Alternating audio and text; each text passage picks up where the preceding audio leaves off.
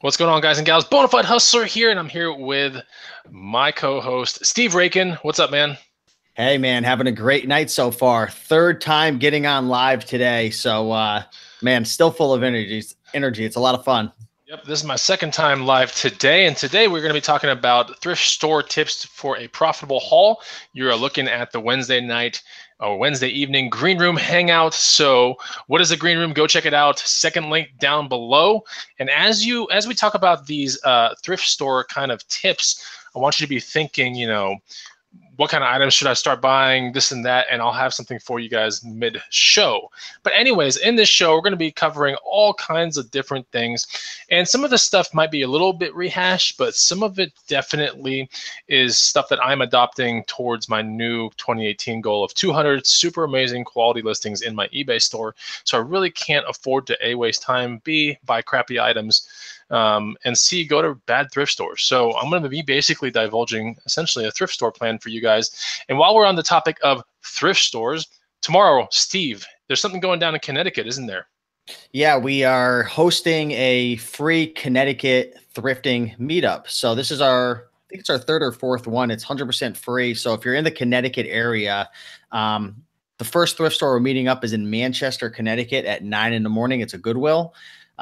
Otherwise, maybe I'll hook you up with a link afterwards, Chris, and people could join the private group where we give like details of the route and where we're going. But it's gonna be a lot of fun. It's, we've hosted multiple green room hangouts, and it's very, very valuable when you meet up with other resellers, because as egotistical as we might like to think, and think we know it all, there's just so much to learn from other people that it's a very powerful kind of situation when you get around people. So yeah, it's going down tomorrow.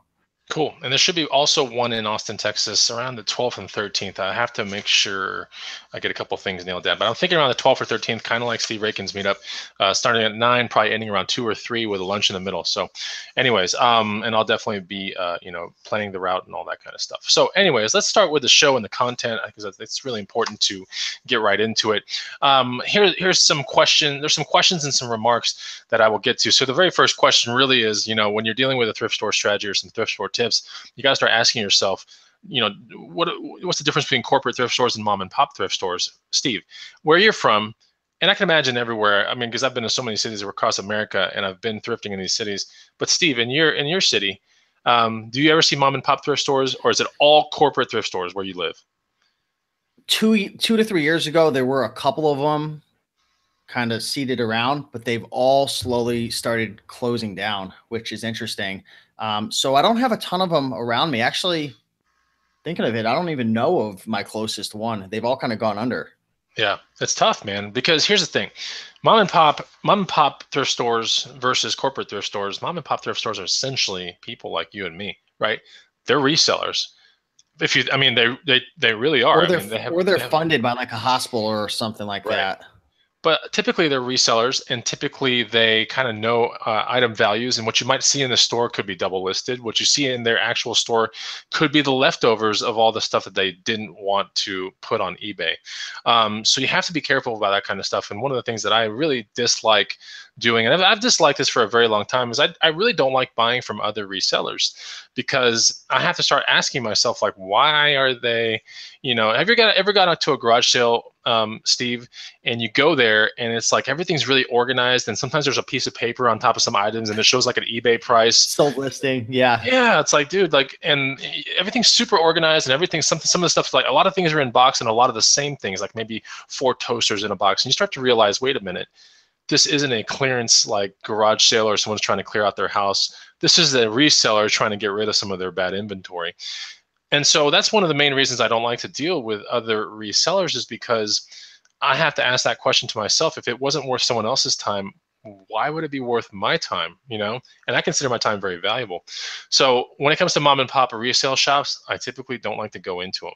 So when it comes to corporate stores, that's a different story. Corporate stores, there are a lot of places where the items can slip through the cracks, right, Steve? Where an item can be in the sorting facility in the back, and someone that's just, maybe they're getting paid minimum wage, maybe they're not getting paid anything, maybe they get to just sleep in the back, because some of these places, really bring people off the streets, give them jobs, and then get them trained up to be in normal life again. And so these people really don't have any vested interest sometimes in the items. And so a lot of things just go right under the radar. I mean, every single time out of the thrift store, anytime I really find something that's valuable, a lot of times that's just something that went under the radar, something they didn't know about. And that's the reason why I like corporate thrift stores a whole bunch, is because they just have such a fast turn of people in the back that they just don't have that vested interest to find all the really good items, right? They know a couple things, like certain polo this or that, or they know Lululemon and they bring it to the front, or some really fancy Wilson jacket or something. But for the most part, they don't have the interest to really hunt and really cross-check, versus, and they all have lists in the back. Raken, did you know that? In the back of thrift stores, they all have lists. They all have certain protocols to follow, but yeah, especially like the savers, they're very, very systemized over there. I mean, they've got a whole like system in terms of like how to research, how to price history. So yeah, I mean, one thing I want to mention is, each store has its own personality. So whether you're new to town or you're traveling or you're just starting to discover your thrift stores, you got to get to know them. They all have their own personality, and you're going to find out really quick certain days that are good, certain stores that are good. It's unique each time. Yeah, it definitely is. I remember when we were in Las Vegas, we went to a thrift store with Jason T. Smith. Remember that? And he was like, "We're going to go to one in the hood." And it's this one where like, all kinds of bad things happen in front of it. And he told us all these cool stories. But we went into that thrift store. It was actually like really good. It was like it was nice. It was big and it had a lot of stuff in there. So you can't just write off a thrift store because it's, in a bad area of town or something like that. You really have, like Raken said, you have to go visit these places. They all have their kind of own thing going on. So anyways, that's the conclusion really. And the very first tip I can give you is really, if you have a chance and you have enough corporate thrift stores around you, I personally would just go to more of those. You can go to other places like Habitat for Humanities. What's another one out there? St. Vincent's, right? Yeah. I don't have a lot. I mean, I have like literally, it's like, I'm in Connecticut, Goodwill, Savers, and a couple Salvation Armies, but they're slowly but surely closing down or consolidating. Yeah, I feel like Savers is really giving Goodwill a run for their money. Like, I really do. Savers is over here in Austin is just doing nothing but amazing things. And they always have really good stuff, always. Savers is always bigger, but there's not as many of them, right? You might find 3 Goodwills in the area, but then just 1 Savers. Exactly. Yeah, not as many, and you're totally right about that. But both are corporate stores. For me, I feel as if the Savers just has better prices. I don't know why. Higher quality goods, better prices, and they have that 30% off coupon. That if you're lucky enough to get that and know how to get it, that's cool. But almost all the times you can get a 20% discount or a 10% discount. I mean, if you're paying full price at a Savers, it better be something really, really cheap, because there's so many ways to get discounts at Savers. There really is. When I went to Baltimore out there, because most places I traveled like the entire like southern portion of the country. I hit up like 20 different states, maybe more or less. But you find a Savers like here or there. They're not like all over the place for the most part.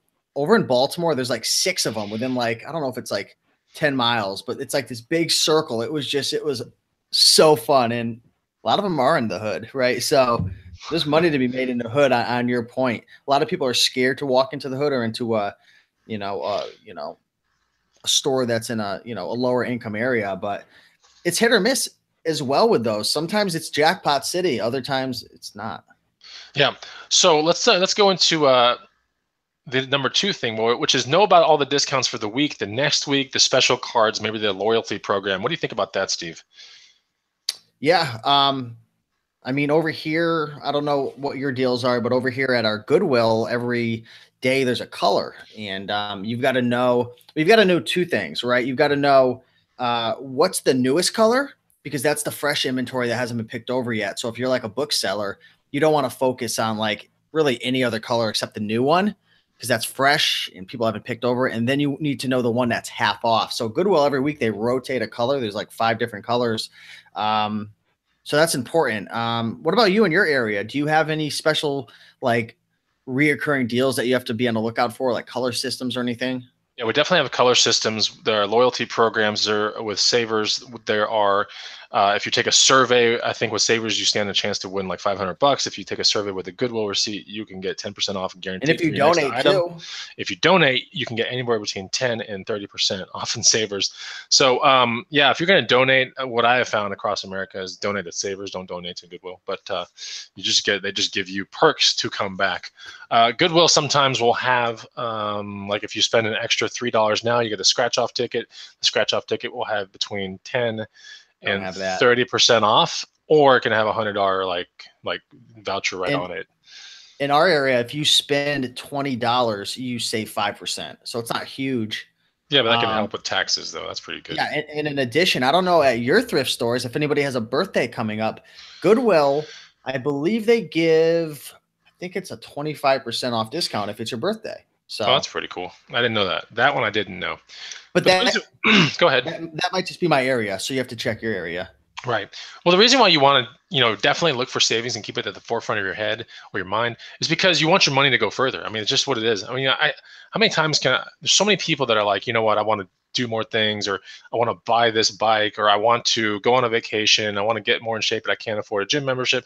All these little things that if you were to keep saving money at the forefront of any time that you go into a thrift store, by the end of the year, you will have over and beyond all the things that you need to take that vacation, to get that gym membership, to eat better foods. For example, like all these people, there's so many people that don't realize that even a 10% discount or a 5% discount adds up. Like transaction over transaction times 365 days in a year, that stuff adds up very, very, very quickly. A lot of people out there, they get credit card points like I get 2% back or 4% back. That's wonderful, but we're talking about the least. The least savings that you can get is like 5% at a Goodwill or whatever, 10% of the savers, 30% of the savers. I mean, those are big, big numbers. If any credit card company out there was to offer 10% cash back or 20 or 30% cash back, do you know how many people would go crazy? So why do people go crazy over 2 and 4%? But when it comes to a mandatory 10% and you just have to fill out a survey, like they get all lazy and they don't want to do it, or they don't want to take the time to learn the actual discount of the week, the color of the week, or is there a military senior discount or a student discount at that store? All these kind of little things add up to the big thing at the end. Hey, I was just thinking while you were naming off all those really good ideas, one thing that I feel a lot of people miss out on is at Savers, and you might want to check your Savers, the receipts. I think it's 1 of every 5 customers. The receipt shoots out a $2 savings if you spend $5, I believe. Yeah. It is that one. Yeah. Correct me if I'm wrong. I think that's it. But it like kind of blends in. And if you just throw your receipt in your pocket, you wouldn't know. That adds up. Right, it does, because if an item's $5, it's all of a sudden $3, right? Like there are a lot of interesting things that you can find out of these things, but you have to understand that anytime you go into a thrift store, you should always be thinking like, what's the savings that I can definitely get today? And maybe you have your arm to the teeth with a bunch of 20 and 30% off coupons in your wallet, like a lot of people are. But know when to use them too. Don't be using a 30% off coupon with a $5 item when you need to be using that on a $30 haul or a $50 haul or a $100 haul. Does that make sense? So it should. But yeah, so I want to talk about number 3 here. This is so broad, so we're going to try to attack this really quickly. But what sections are most profitable in a thrift store? And this one just has so many answers that can go with it. And the most obvious one is it really depends on what you're super, super good at, right? But there are definitely dedicated places in a thrift store where you should be looking, especially if you're a beginner, to start finding profitable items to flip on eBay or local markets. What are some of those places, Steve? Electronics are definitely one of those places, right? Yeah, another place that I love is the board game and puzzle section for anything sealed brand new. It's just such easy money. And it's really easy to see because you're just looking for a reflective piece of plastic, amongst the crowd of whatever is there. It's super easy. Yeah, that is true. I like sporting goods. I like to check out outerwear, both female and male. Shoes. Yeah. Yep. Shoes, some of the books, hats, bags, and toys. Hats, bags, and toys. I knew you were going to say bags because that's very bags are the best, man. Bags are super under the radar, man. Oh, man. I love books. I love looking for the textbooks. You don't have to go through a million books, but just look for the big fat ones made by Pearson, Wiley.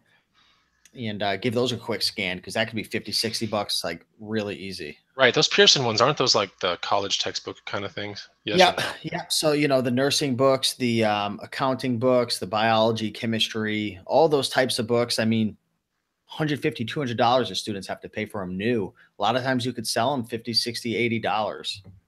Okay. Yeah, that's true.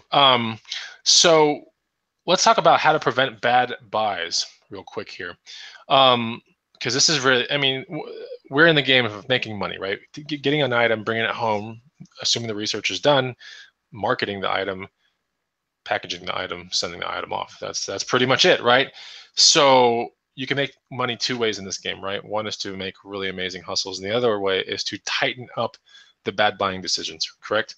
So if you can tighten up the bad buys, which is basically death piles and stuff you're not excited to flip, then you've made money there too, right?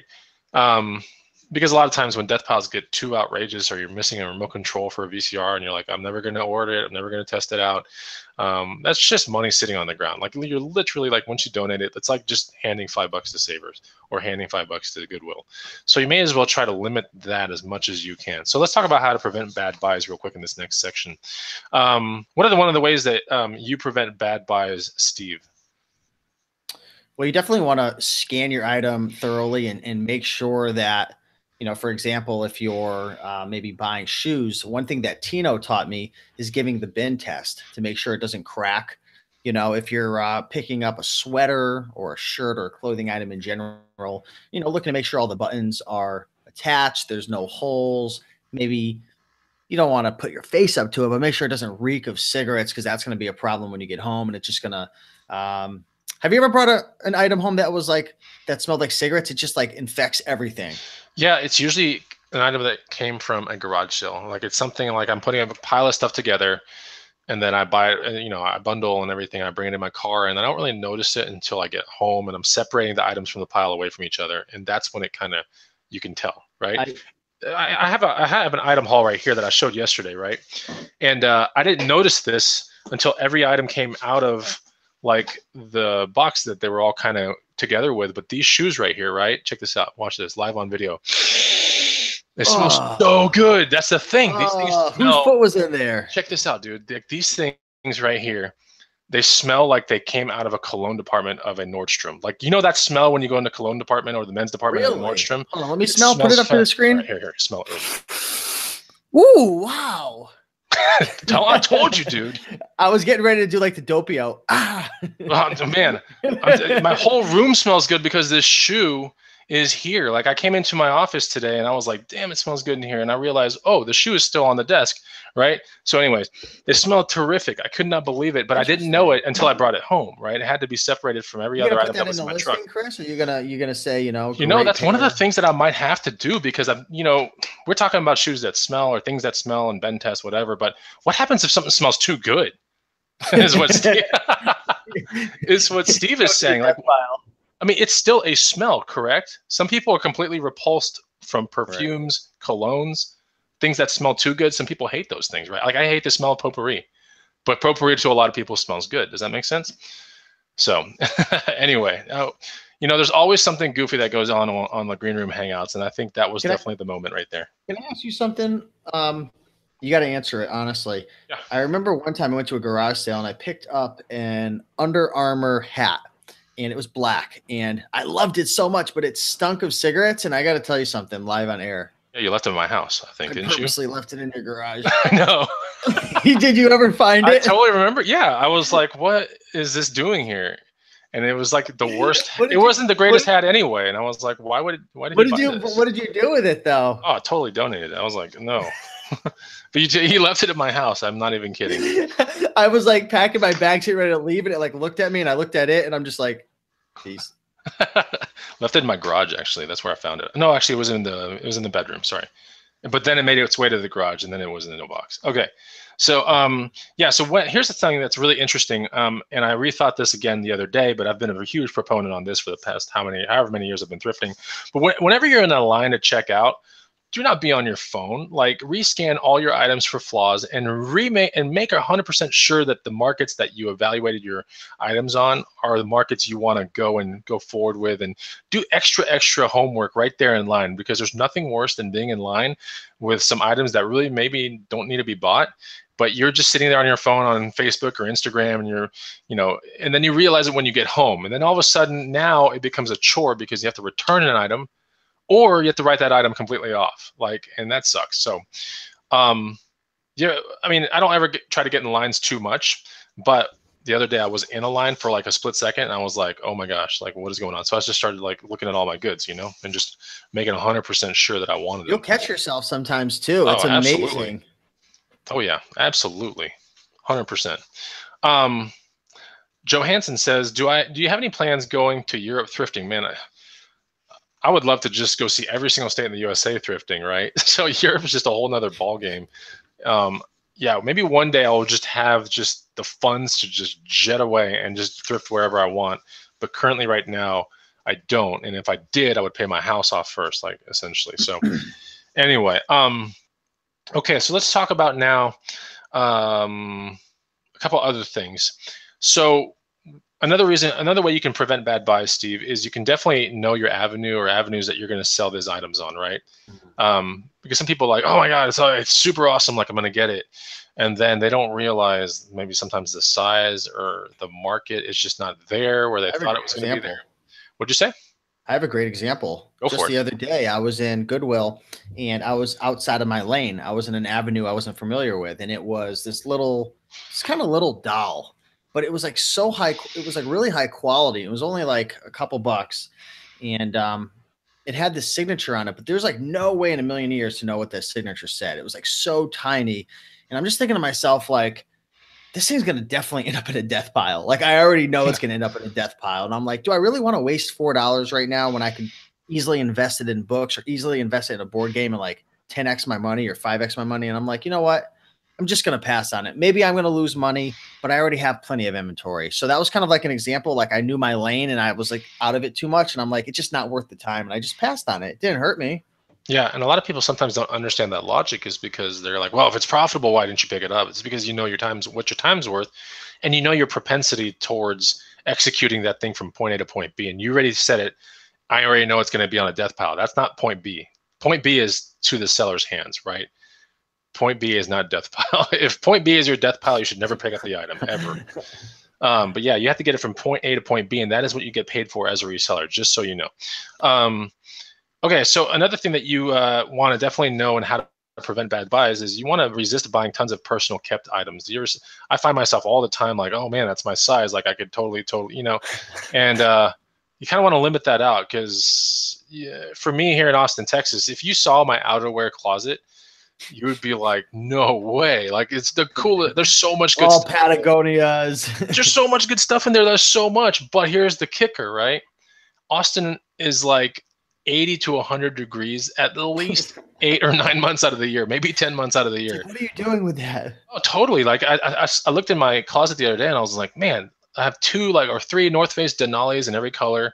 Like, oh, these don't need to be here. I don't care about polar fleeces. Why shouldn't people go out there and hoard, stuff? It doesn't do any good. Like, look, I'm showing you myself as an example. And I don't have a lot of this going on, right? I have some extra shoes that I never wear, and I have definitely some jackets I don't ever wear. But I really try to limit what I buy for my personal use to an extreme minimum, right? Like, so you have to start thinking about that kind of stuff. There's certain things that you have to buy like full price, obviously, like underwear and socks, maybe gym shorts and things. But outside of that, you really need to start thrifting for yourself, but don't go overboard thrifting for yourself. It's important to buy used goods instead of new goods as much as possible, because that's another way you can do really cool stuff with your money, make your money last longer in life, right?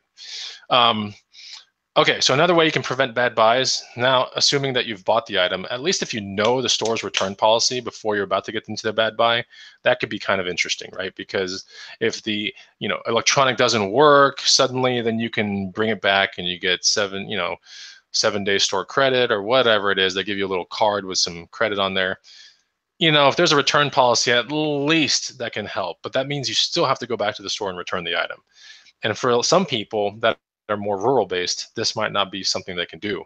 For someone like me, I got Goodwills and Savers and all these kind of things like really close to the house. So if I need to return something, which I rarely ever do because I don't ever get into bad buys, hardly ever, but I can do it. Like it's close to the house. Let's read off some comments, Rakin, from the feed. See any you want to read off? I'm going to read off one from Deb Motaz right here. Hoarding is a terrible idea. It's very stressful and it's overwhelming. What do you got, man?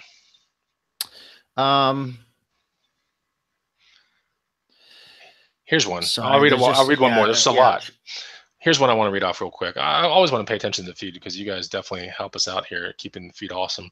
Mark 1, NYC. Getting the item to the customer is not a problem. The after is the worst. Yeah, you know, if you have quality, if you've hustled really amazing quality items and you haven't misled anybody through pictures or the description field on eBay, the after should be a cake. It should be a cakewalk. I can't tell you how many. I mean, I don't ever get people saying. I hardly get returns.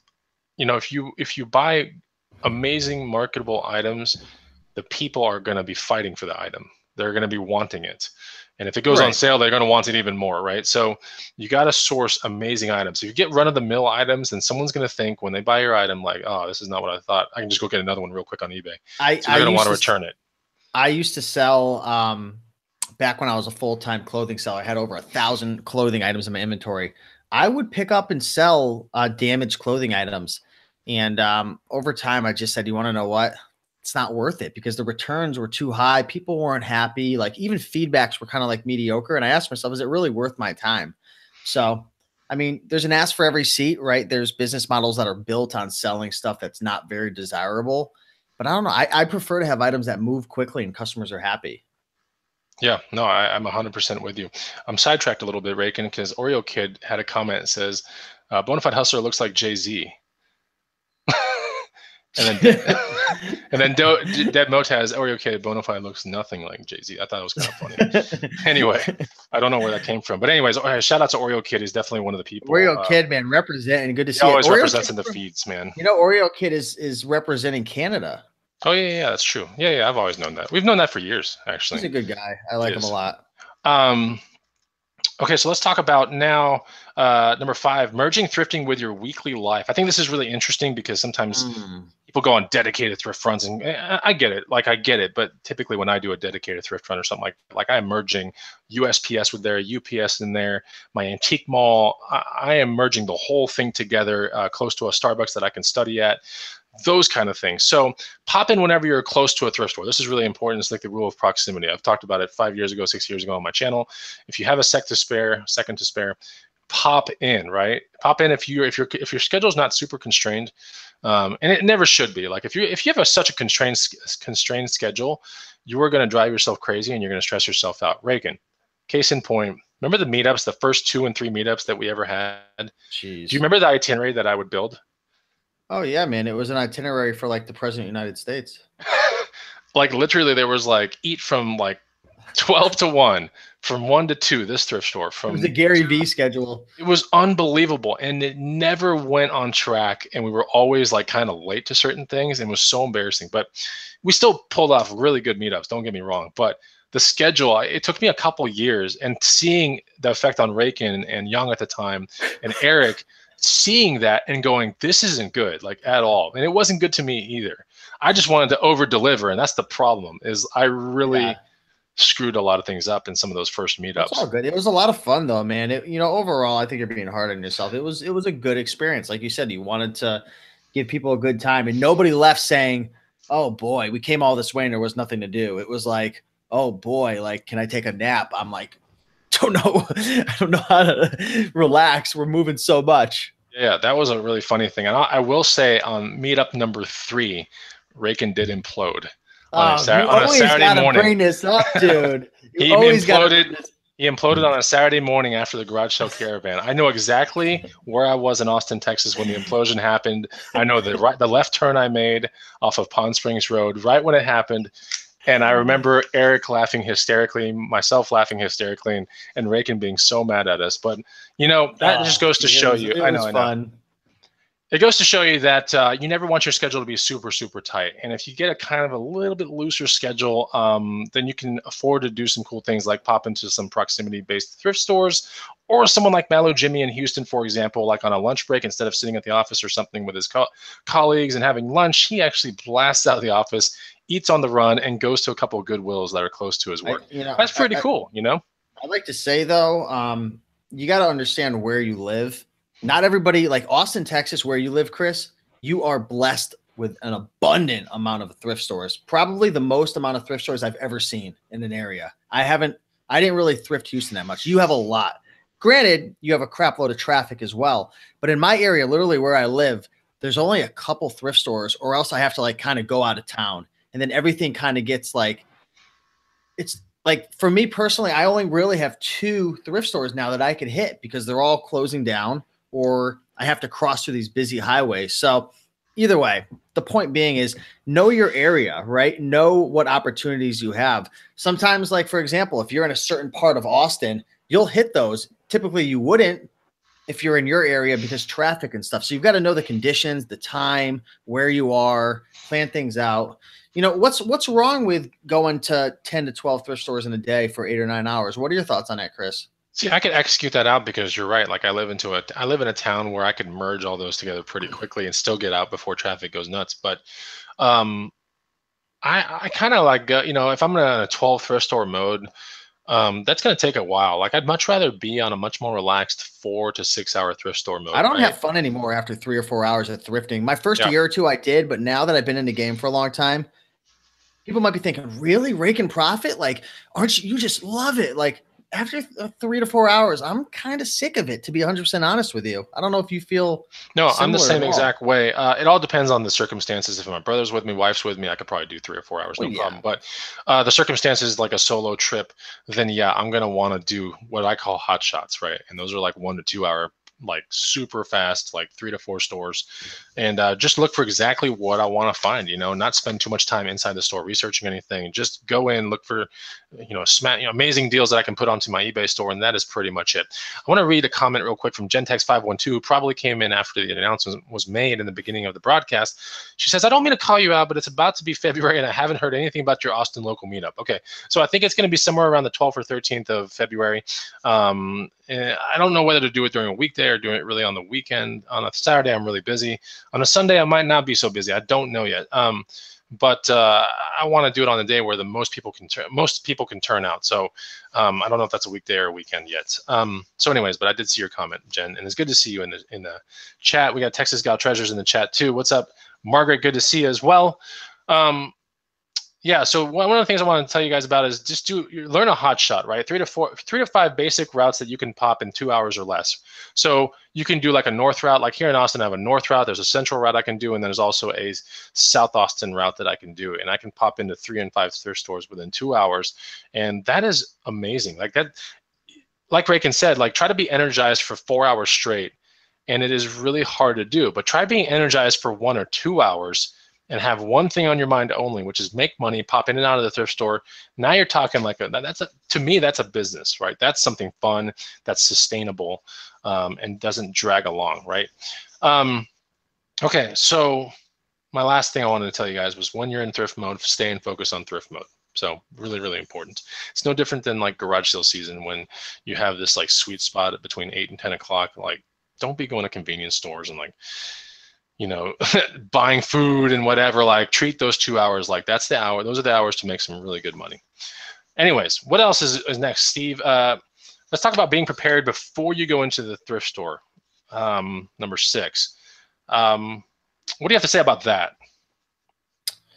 Being prepared before you go into the thrift store. Well, one thing that's important is this is going to be for someone who's brand spanking new. You want to have some knowledge of what products you kind of want to go after, right? I'd recommend if, for example, if you want to learn, maybe you watch some of my videos and you want to learn about clothing, kind of have a game plan. Like, okay, today I'm going to go try to find some clothing, but don't go everywhere. Start with like long sleeve shirts or start with jeans, start with a particular niche within a niche.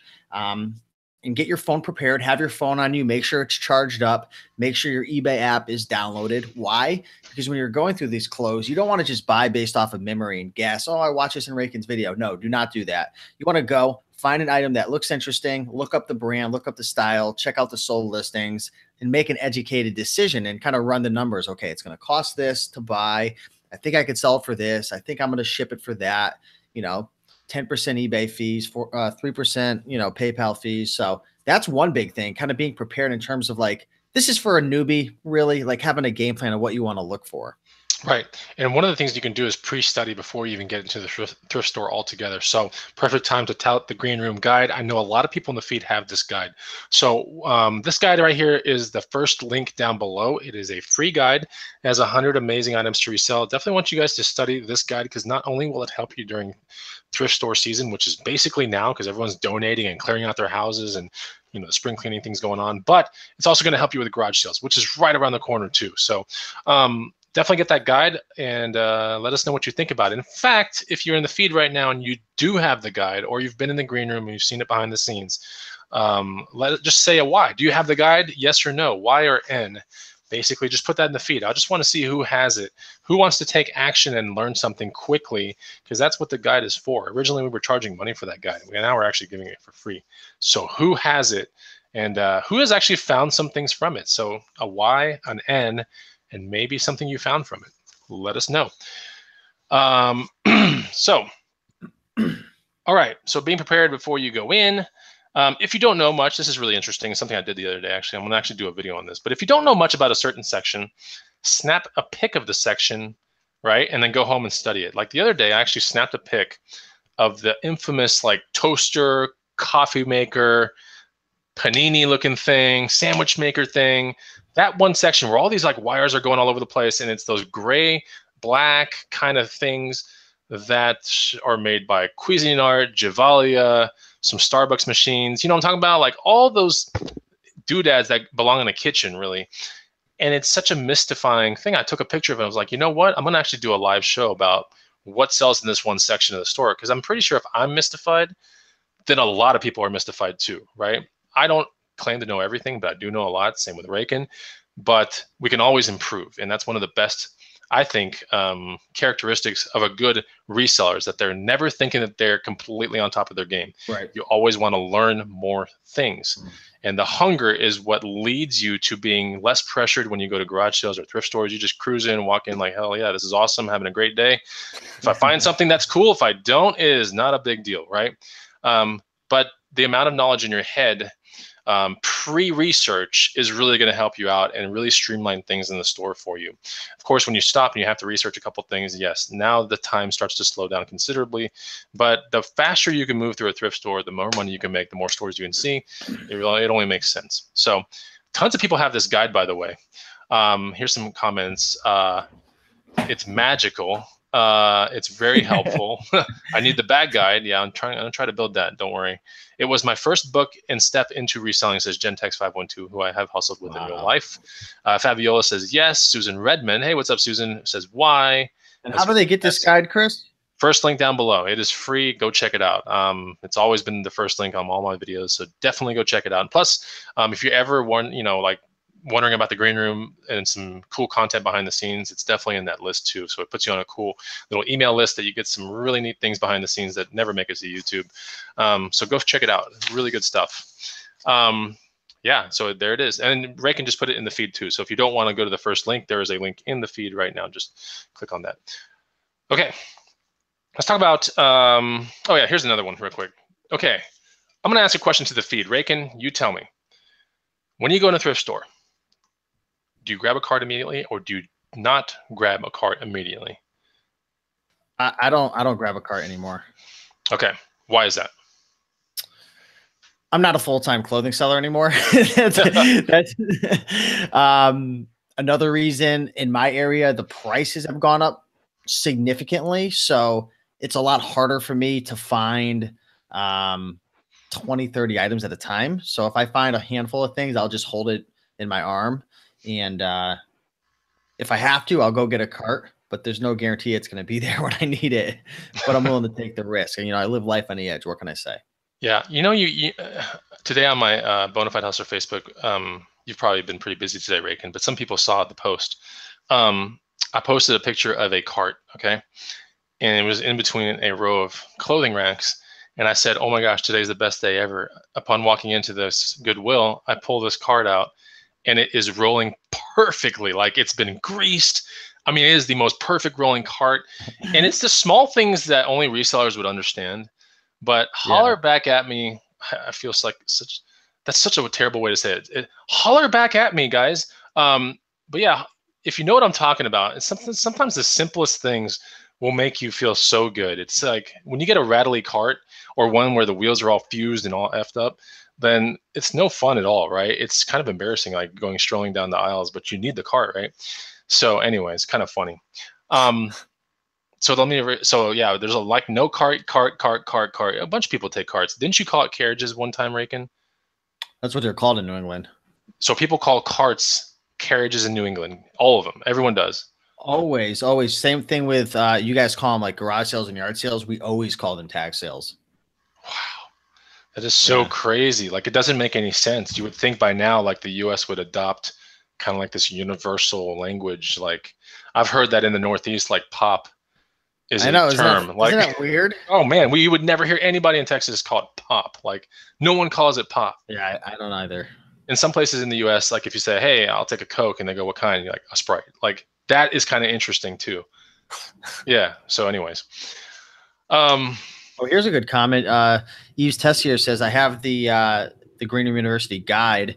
Found Starbucks City mugs because of it. You want to know? They made some money on that, Chris. You think so? Oh yeah. Dude, my brother actually makes money on those things all the time. He finds them all the time too. Philip Voyer says this guide is like the Bible of thrift religion. I thought it was pretty good too. Dude, we have to start charging for that thing again, man. I'm telling you. Yeah, we'll start charging in 5 minutes for it. So if you're not getting it for free right now, 5 minutes from now we're gonna raise the price. Let's just tell Eric behind the scenes to raise. Let's raise it to $1. Yeah. I think $1.50 is more appropriate, man. We really got to get rich off this thing, dude. Okay, so here's one of my last things I want to talk to you guys about when it deals with being prepared before you go in. Have your phone in its own pocket and not tied up with your wallet or your keys. You ever done that before? It's like the simplest things can annoy the hell out of you in a thrift store. My phone is so big, I don't even think I could fit both of them in the same pocket. That's true. Like sometimes if you just wear like skinny jeans or like super tight shorts, like then it's just not going to work at all. But if I have detachable keys off a keychain, for example, I will just put the key in my pocket and roll around all day like that. But a lot of times just keeping the flow right, keeping your energy up. And like I'll take my sunglasses off and leave them in the car because I just don't want to put them on my head or right here, you know, and then you bend down to like look at something and your sunglasses go flying off. I just hate little things like that. And so if you can actually gear yourself up for perfect thrifting, I mean, it does help out in the end. So just think about that kind of stuff. All right, let's talk about Chris Green. You ever seen Chris Green gear up for his? Does he have like a lanyard thing or no? Yes or no? He's got the lanyard. He's got the wrist thing, right? The wrist thing. I mean, he is just. If you saw him in the episode of Thrift Hunters with Jason T. Smith, man, it was crazy to see him in action. Yeah, he turns into like a RoboCop. He turns into like a superhero thrifter, and then he goes home and he becomes a normal dude with a family. Pretty funny. Okay, so some funny comments in the feed. Let's talk about maximizing your time inside the thrift store. Okay, now you're not outside of the thrift store, you're inside the thrift store. Like, how do you maximize your time inside? I'm trying to give you guys like all the tips on this show. If you're enjoying this show, you got to do us one huge favor. Raken, what is that? You know what? I think they have to smash that like button. Boom. All right. Like RoboCop. That's right. So yeah, go check it.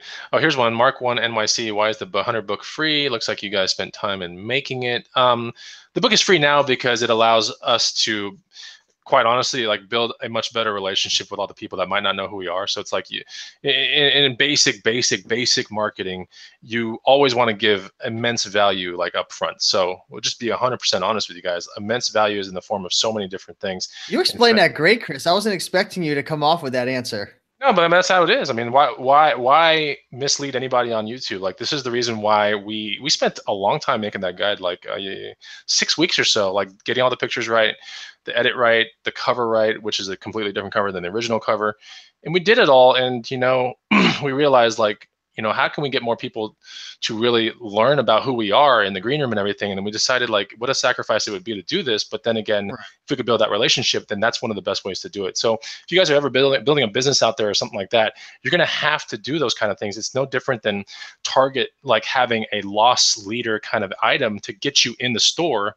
And you're like, oh yeah, Target always has the best deals. Then they know that they make all this other money based upon you coming in the store for one item that they're losing money on, right? So yes, we are losing money, just like Target loses money on a toy. Like, we are losing money on this guide, but essentially we're building a relationship behind the scenes with you guys. Oreo Kid knows the answer. He said it's free because Bonafide has $1 million in his bank. Hey, there you go. Hey man, I'm telling you, man, this thing, we sold so many copies of this thing. We sold like 500,000 copies of this thing at $40 when it was. I'm just kidding, we did not. But yeah, it's just the honest, and it's the honest. Did I not get my cut because I didn't hear about that? Oh, we gave you your cut, dude. I gave it to you, promise. Okay, so let's talk about maximizing your time inside the thrift store. This is one of the things that I like to do. I will fast pass a whole store, right? I will grab stuff and kind of place it in my cart and not really do too much research. I'll grab stuff that I know is kind of cool, place it in my cart. Why? Because Austin's got, competition and stuff. When I go to thrift stores, it's typically during the day. There's a lot of people in thrift stores in Austin, Texas. So I will place it in my cart. So that's what I call a fast pass, is you go around real quick to all these little places and then you pick things quickly and you put it into your cart. Do you ever fast pass, or do you kind of just go to categories? Right. It depends what I am doing in my business. I bounce back and forth from clothing to books, to retail arbitrage, going to stores like, Walmart, Target. So it just really depends what I'm doing. But yeah, it seems like, now that I think about it, I do the, what's the term you were calling it? Fast pass? Yeah, fast pass. I kind of go with that strategy more now because, when you get a certain amount of knowledge, you can typically see it. You don't usually have to dig so much. Like even with clothing, I don't go through every one. I could kind of just tell by looking. Might be missing out sometimes, right? By not digging fully, right, Chris? I mean, because if you dig long enough, a lot of times you'll find gold.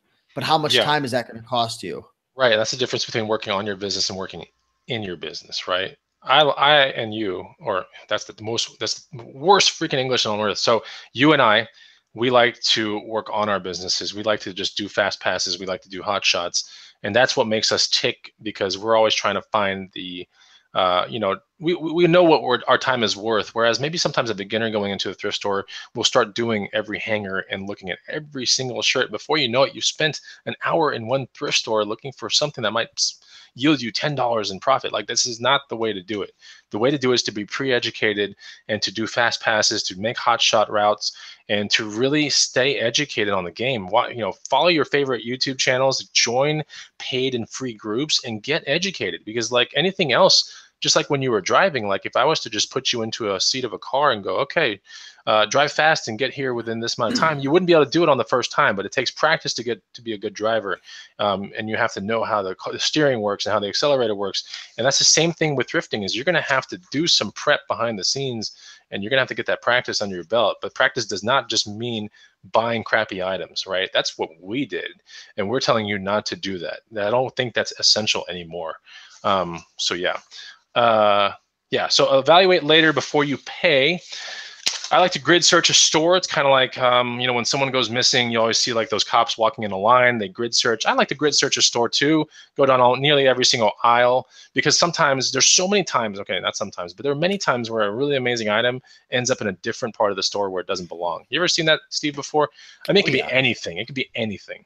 I always wonder why, Oh, it's just bonkers. Like I found a Monopoly game the other day, super close to like the blanket section.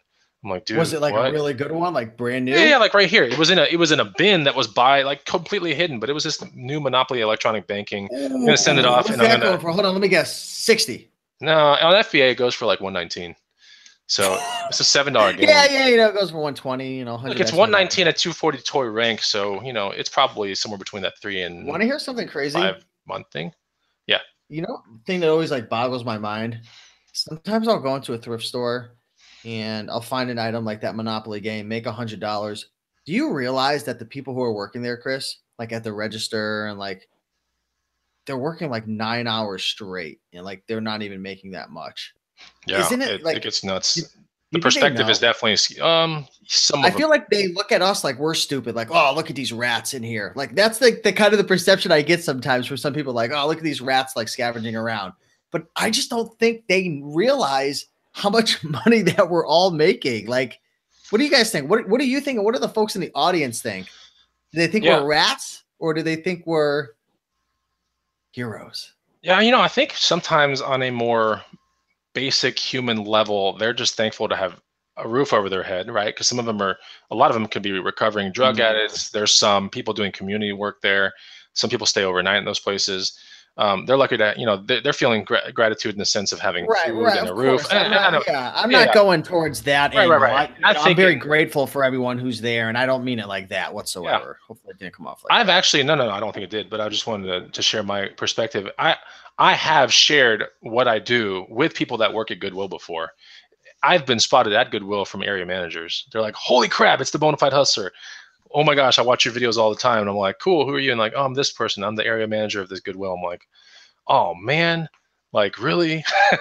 But anyways, it's kind of funny because my next natural question is, all right, like, do you guys watch my videos or Raken's videos or anybody else's videos in the back of those Goodwills and learn all the cool stuff to like pull from the shelves?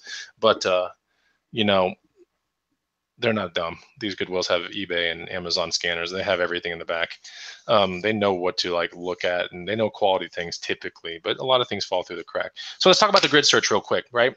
Many items end up at other parts of the store. Another way you can make really, once you're inside of a store, maximizing your time is to bring a friend with you, right? You ever brought a friend with you, Rake, and you just kind of split up? Oh yeah. And you meet in the middle, Oh like, yeah. would you find cool? Like, oh, I don't really want to hustle this. You can have it. I've done that so many times, but even with you guys, I've documented it on like 50 videos. I know. Yeah, you're right. And so, but yeah, bring a friend. I mean, I'm always like hustling with my brother and like other people that are in the truck with me. Yeah. I only go to the front if the line is small. So I look over the, you know, the edges. I'm like, all right, cool. What's the line look like right now? And if it's really long, I don't even spend time in that line. Like I don't go to the line until they get an extra register open or two registers open because it's a waste of time, right? So I actually do a second and a third pass if I see that the line is super, super long. Glass cases. Ray, can you ever find yourself checking out what's inside the glass cases or looking at an auction item, for example? Oh yeah. Well, we don't have auctions in our area. It doesn't exist. Yeah, I'm not going to Connecticut ever, dude. No, that's a good thing. I think auctions are I don't have a lot of knowledge. This is an ignorant comment, but I think that 95% of the time you're probably not going to find jack. Is that correct or not correct? The ones in Austin, 95% of the time you will find jack. 95% of the 95% you won't win jack because you're going to put a bid. Yeah. You know what I'm saying? But yes, That they have English. amazing items in at least the Yeah, but Austin you can't ones. get them. You can't get them until you win the bid book or you're physically there on a Saturday for like 3 hours trying to bid on something. It's just not my thing. I don't like that But because I feel like you get all the items plucked away. yes, but if it takes literally like 20 seconds of my time to go, okay, item number 57, I'm going to look at the bid book. The bid book's at $20, and I know that that's a $150 item. I'll put 21, right? And I'll put my name, my number, boom, I'm out of there. So it might take 1 minute of my time to, it's kind of like a lottery scratch off. I completely say do not do those in real life. Trust me, I've witnessed so much bad stuff that comes from that. Like you do not want to get into like scratch off mode, but essentially it's kind of like that, like except it's a little bit more controlled. And I like to bid on multiple things, especially if a day is not going my way and I don't find something in the thrift store like on a Saturday, for example, and I'm like, all right, still got like 5 minutes to kill. E-money's like walking around. Like I'll go to the auction section. I will look at certain items and I'll be like, all right, I'm going to put in like 5 bids today on 5 different items. So it takes literally like no time and I could win one of those items. So it's kind of cool. So yeah, check out all rolling racks and bins that have just come from the back. This is where you can find big money. And everybody across the USA, this is the same system everywhere. They're all rolling out stuff from the back on bins or like rolling clothing racks. You've got to look at those things. That's so key, right? Raking like a Savers or a Goodwill. When you see that, that's the freshest of the freshest stuff, right? I don't see a bin rolling. You know what I see? A carriage rolling. I see money, man. I see money just flying, man. Do you know the can I share with you an interesting story? Sure. I got beat by a brand new subscriber for $100. Really glad he beat me to it, but I made a dumb mistake. You know what I did? What'd you do? There were 3 bins next back to back to back to each other. And you want to know what I did? I went into one bin and I saw some like books and I just started looking at all the books. Never make the mistake of just finding something in a bin and just sticking there unless it's like gold. Always scan all 3 bins first and then make your decision, because I was in the bins looking at stupid freaking novels. Why am I looking at novels? Steve, you've been a reseller for 5 years. Why are you looking at fantasy novels? I don't know. I was looking at fantasy novels for some reason. He comes up right next to me, no lie, and pulls out a freaking anniversary Monopoly game, $120. Pulls out another game, like $40. This dude has been in the game for like 3 weeks. Here's raking profit 5 years. Just, it's funny, you know. Everyone makes mistakes, but if you see bins, scan them really quick and then make a decision, because you never know what's in there. You're right. Here's the funniest part about it, right? My next bullet point says scan the sections far before coming up to them. It's the next thing on the list, dude. It couldn't have gone to a better guy. It couldn't have gone to a better guy, but I'm just thinking to myself, how much of a noob mistake could I have made? It was crazy. It's funny. You live and you learn, you know? Yeah. We should join that person's green room. I'm just kidding.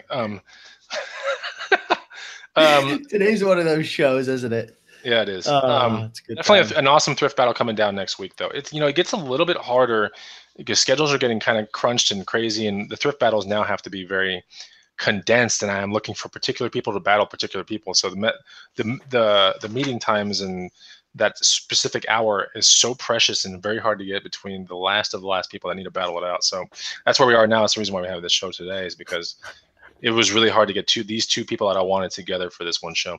Anyways, so if you see an item, this is something I do. Okay, this is not noob, but this is something I still to this day, I'm like, oh, why did I do that, right? When you see an item, right, look for the price first. Don't just start scanning it and getting enamored by the item like, oh, it's so cool, like blah, blah, blah. And then you flip the shoe over or you look inside the shoe, $39.99. Like, oh, damn. Because you just wasted like a minute. Oh, exactly. You're getting so crazy and you're like, oh my God, look, E-Money, look what I found. Oh. Question. Yeah. What about just throwing everything in your carriage and then assessing it afterwards? You can do that, but I'm typically talking about the second pass. You find something maybe amazing sometimes on the second pass. Oh, okay. And then you're like, now you've done your first pass and you've picked up all the goods, but your second pass, you're finding extra goods that you might have looked past because you were going so fast in the first place. But yeah, I always find myself still to this day, I was like, dude, I get so wrapped up sometimes in like, oh my God, profitable items, super awesome, like hunter boots or something like that. And then I grab them, like they're such good condition, like checking them, bending them. And then I look in and it's like $50. I'm like, why didn't I just look at the price first? Because I never would have even messed with it, you know, because clearly I know what the item is. Like I walked up to it first. So that's when you rip off the sticker, bro. There ain't no price on that. I'm just kidding. I'm just kidding. I'm so kidding. You bring it to the back and they're like $74.99 since the sticker's gone. So here's something interesting. And if you're at a standstill on deciding after doing research, your own research, post a picture of it in a Facebook group that you like to mess with, whether it be Thrifting and Reseller World or Green Room or whatever, whoever you're a part of. You know, if you're on the verge of like, I don't know if this is worth it, you know, put it to a group real quick. And the larger the group, the faster the response will be. But also the more tight-knit a group and the more family a group will be, the more honest that answer might be as well. So you have to consider a couple factors. So yeah, think about those kind of things because those are things that you can do while you're in a store. And then definitely know your worth. Like do not get into items unless that solid market is there. Like if the solid market's not there, like what Rickon was talking about 45 minutes ago, he just left an item down there and he's like, okay, market, you know, I'm not going to hustle this thing because I know I'm not going to like bring it to point B. This is very important to like know your worth. All right. And I think a lot of people that get into the reselling game, especially as beginner levels, they're going to probably churn and burn for a while. And that's no fun, right? We want you guys to get home runs. That's the reason why we made these guides. That's why we created our room. That's why I make videos, why Ray can make videos, because we want to make sure that you guys succeed. It's super important. So do not get into items. If you're sitting there going, I know I'm worth $10 an hour, for example. Don't get into items that yield you $3, Mm. right? That take Don't fall into that mistake. 20 minutes, that take 30 minutes a piece to list and check out for holes. And don't get into these items. Like if you're worth $10, try to find items that yield you $10 or more, or a $20 item. Like look for things that really reward you for your time. So anyways, we're almost to the end. Here's an interesting thing here, because this is thrift tips and everything like that. Look, this is a really big piece of the puzzle. If you have a good thrift day, okay, hear me out right now. Stop at a convenience store, grab your favorite drink or something of choice, and celebrate that stuff, right? Like go somewhere. I don't care if you get a juice. I don't care if you get a wheatgrass shot, a Doppio, a Red Bull, a Monster, or something, even a quick chocolate milk. I don't care. But celebrate it, right? Raking, the smallest things in life, you're reinforcing something good. When you have a bad day, tighten up on the wallet, right? But if you have a good day, spend a little bit of that money, right? Reward yourself, because that's only going to reinforce you to go out again and go, what worked so well that day? Because I want another drink, or I want some tacos, or I want that awesome lunch that I bought myself. What worked? I want to repeat that, right, Rakin? Man, if I had those, if I had a Taco Deli in my area, man, I would be a millionaire thrifter because I would be so rewarded. Yeah, treat yourself is what Nick ATX says, who I still haven't met to this day. I need to meet this person. What'd you say, Rakin? I was curious if anybody's ever gone to Taco Deli in the comments. Oh man, I'm pretty sure a bunch have. I don't know why that place isn't freaking international. It's that good. Yeah, it is phenomenal. So like really good. Yeah, like super good. So I said, like, grab your favorite drink from a convenience store, get a lunch at a really cheap place or something like that. Reward yourself for staying focused and crushing your day, or crushing your 2 hours or something like that. Another thing you want to do in order to continue good habits is share your triumphs with other people. Like get on Facebook groups and show what you bought and show what you hope to sell it for, and share the goodness, right? Because there's no reason to hoard things. That mentality, like, okay, I'm going to tell someone I got a Monopoly game and I'm going to expose it to a room that's 50,000 big. Now 50,000 people become my competition. No, they don't. Like it really takes a very, very small percentage of people. Here's something that's interesting. 8 years ago or something, my stock trader friend, or maybe it was 6 years ago, he was like, dude, you're making videos on YouTube or something like that. Like, don't you worry about people competing with you in Austin, especially that watch your videos, like competing with you? And I'm like, dude, do you understand? To affect me and my money, you would have to literally pick the same thrift stores before I went to them, wake up at the same time before me. Like, you know what I'm saying? You have to affect, that's what has to fall perfectly in line for you to snag the item before I get there. Like all these things, and have the same kind of drive and everything as I do to affect me. That's the reason why I'm so gracious, and that's why we're so gracious with our information, is because just like Gary Vaynerchuk says, like, I can give you all the recipes to success. I know that 95% of you guys won't do anything with it, right? That's so true, though. It really is, and that's the reason why the hoarding mentality, that makes no sense whatsoever. So there's plenty to go around, is what Nick ATX says. So many ways to make money, says Leah. What else, Rakin? We're going to close this show here in about 2 minutes, but what else do you want to talk about with reward and continue, how to reinforce a good behavior? I don't know if I have anything else to touch on with that subject. I mean, just appreciate the rewards, and there's so many opportunities out there, but you really got to be having fun and enjoying yourself. And to kind of go back to your point of, balancing out your thrift stores, instead of like stressing yourself out, going to like 20 of them, like just have fun and enjoy yourself. Like you're working for yourself. You're out there hustling, making money. You don't have to like over stress and try to be competing with the next guy on Facebook or YouTube, all because they made 5,000 or 10,000. Like go out, have fun. You know what I mean? Enjoy yourself. It's, it's a lot of fun, but you don't want to go overboard, Yeah, here's Matt Jackson. It says, I'm in your area. There's definitely plenty to go around. So maybe you're right, Rakin. Maybe I do live in a very skewed bell curve type Austin, Texas, thrifty, like heaven kind of place. I don't know, though.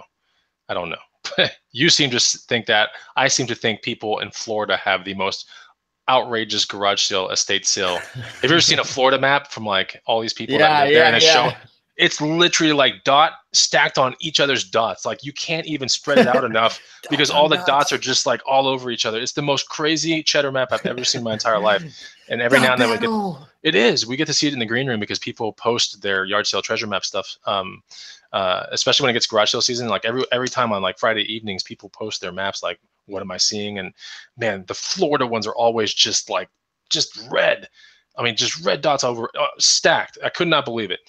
Ours are definitely not stacked, but we have some good options. But I get jealous when I see that kind of stuff. And I have thrifted in Naples and Cape Coral, and I can vouch that it's like literally garage sale after garage sale after garage sale after garage sale. Like barely travel a city block and you're at the next one, like every single time. It's so close.